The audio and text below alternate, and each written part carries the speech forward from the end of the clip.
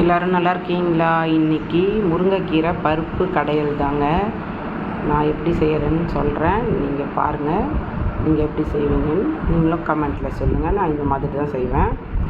துவரம்பருப்பு எடுத்து கழுவிட்டு அதுக்கப்புறமா வெங்காயம், தக்காளி, பூண்டு, பச்சை மிளகாய் எல்லாத்தையும் போட்டு கொஞ்சோண்டு மஞ்சத்தூள், கொஞ்சோண்டு கொத்தமல்லி தூள், அவ்வளோதாங்க இதுக்கு ஜாமான். போட்டு தண்ணி ஊற்றி ஒரு 3 விசில் விட வேண்டியதாங்க. பருப்பு நல்லா குழையாமல் ஓரளவுக்கு முக்கால்வாசி வேகிற அளவுக்கு 3 விசில் விட்டு இறக்கிக்க வேண்டியது தான். மூடி கேஸில் வச்சிடலாம். அதுக்கப்புறமா நம்மளுடைய ஆயுதத்தெல்லாம் ரெடி பண்ணிக்கலாம்.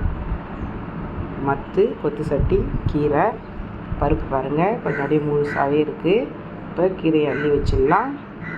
முருங்கைக்கீரையை கழுவிக்கலாம். கழுவினாலும் அது மேலே தண்ணி பட மாட்டேங்குது. இருந்தாலும் நம்ம கழுவி போடுறது தான் பெஸ்ட்டு. அதனால் நல்லா கழுவி வச்சுக்கிறேன். முன்னாடியே போட்டு கிண்டியாச்சு. கீரை மட்டும் கலர் மாறாமல் சமைக்கணுங்க. அதுதான் பெஸ்ட்டு, அதுதான் சூப்பரு. பாருங்கள் கரெக்டாக வெந்திருக்கு. கீரை எடுத்து கரெக்டாக நல்லா கடைஞ்சிட்டேன். கடைஞ்சதுக்கப்புறம் சட்டியில் எண்ணெய் ஊற்றி வடகம் போட்டு காஞ்ச மிளகா போட்டு தாளிக்க வேண்டியதாங்க. தாளிச்சிட்டா சூப்பரான சுவையான கீரை பருப்பு சாம்பார் ரெடி. கண்டிப்பாக உங்களுக்கு பிடிச்சா லைக் பண்ணுங்கள், ட்ரை பண்ணுங்கள். Okay, tata.